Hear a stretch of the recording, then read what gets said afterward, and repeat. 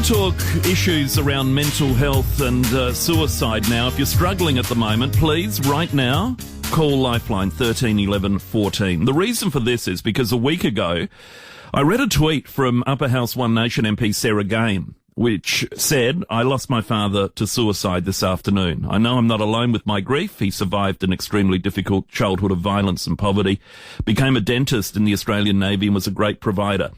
There are too many people in society suffering loneliness and struggling with mental health. Kindness, forgiveness, inclusivity can go a long way when people are struggling. I want to see more funding for early intervention, low barrier programs like Lifeline Connect in Clare.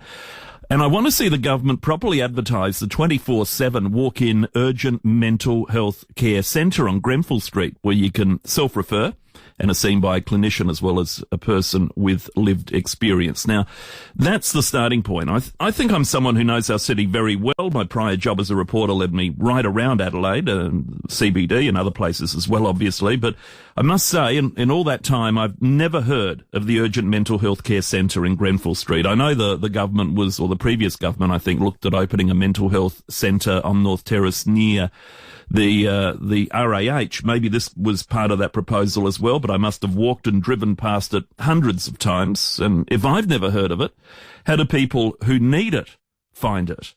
Sarah Game is on the line. Sarah, good morning. Firstly, condolences for your dad.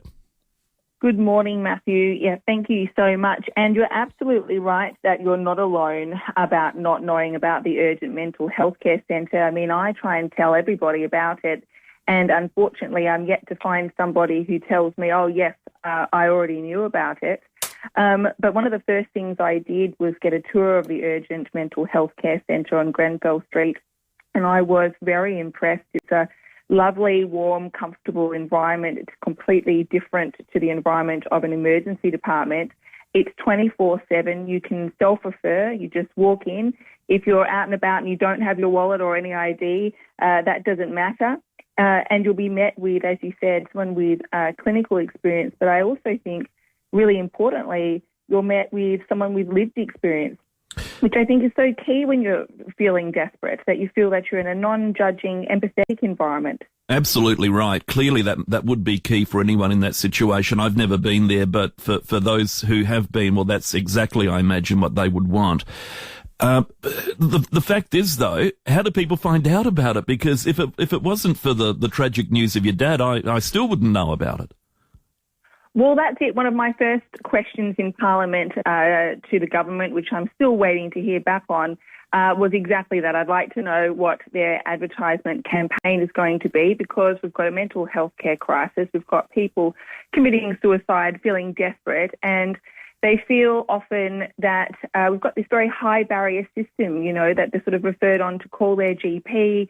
Their GP often wait for weeks, get a mental health care plan, go off and see a psychologist. People often, they can't wait. They need somewhere where they can just walk straight in. And I think the emergency department can be very daunting for people. And I would say, I guess it can be hard to go and walk in. And for anyone listening thinking, oh, gosh, I don't know if I could just walk in, just do it if that's how you're feeling. I mean, I would have walked in, years ago when my marriage collapsed and I didn't know about the Urgent Mental Health Care Centre then. It's exactly what I needed, and I would have walked in. That would have been brilliant for me. Going on hold and waiting for assistance was not what I needed at the time. But I guess that's sort of the opportunity that came to me, unfortunately, through tragedy, was I just thought I'm going to tell everybody about this centre now. Is that the only one we have? Are there others in the suburbs, in sort of the suburban centres, Noarlunga, Port Adelaide, Modbury, wherever else? To my knowledge, it's the only one of its kind. I know that in Clare there is a place called Lifeline Connect, which is only 9 to 5, but nevertheless they do a very good walk-in centred job there with a clinician and someone with lived experience. But certainly for me, this is where the government funding needs to be going, these low barrier systems, this, where people can just walk in and access the care when they need it. Because I think, particularly for men, there's a lot of research that this kind of low barrier system is what they need. They don't pick the phone up. They don't make these appointments. They don't keep them.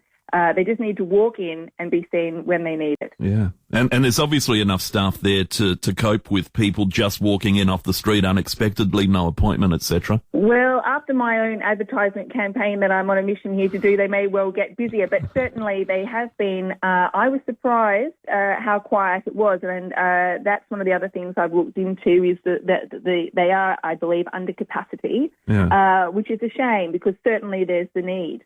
Well, if they're under capacity, surely it's because people don't know. I mean, how can it be advertised? You wouldn't expect a TV campaign, or maybe that's exactly what it needs.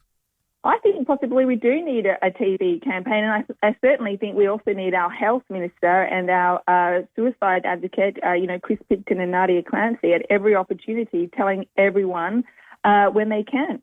Yeah. Absolutely. Luke has emailed in. He says, Matthew, I've used the mental health care centre in the city. They are great. Gives me someone to talk with and a quieter place than a hospital ED. We need more of them. E.g. one at the port would be great, from Luke. Thank you, Luke. And clearly, Luke knows it's there. He's used it. And regionally, at least within the suburban areas and maybe beyond, you say a centre at Clare. Well, why isn't there one in every regional centre, Port Augusta, Whyalla, Port Lincoln, Mount Gambier, all over the place? Oh, well, I absolutely agree with you. And I just want to point out, another thing that is, or aspect that is different than just going and seeing a psychologist is that when you go to somewhere like the Urgent Mental Health Care Centre, you're seen, you speak with the clinician and someone with lived experience. But if you're not ready to go home, they've got lovely spaces, they've got open spaces, they have private spaces, they even have a couple of spaces where you can bring, a dog with you if that's what you need for comfort. And you might feel that you just need a little bit longer to be somewhere safe and know that you can go and speak to someone again if you need to. You don't have to sort of stick to a 30 or 40-minute appointment and then go home again and wait 2 weeks. Mm. All right. So the pressure's on from you at least. You'll keep on the case with the health minister and Nadia Clancy to make sure that better communication of this centre, let people know. Absolutely. And that's the thing too, Sarah, I guess, for people who might have ongoing mental health issues, they may very well be aware of it and exactly where to go and how to work the system. That's not the right phrase. That's what I was about to say, but certainly know the ins and outs of it and how to get assistance when it's required. But for somebody, as you say, the marriage collapse or something out of the blue, you've been perfectly well and all of a sudden your world has collapsed about you. You haven't got a clue where to turn.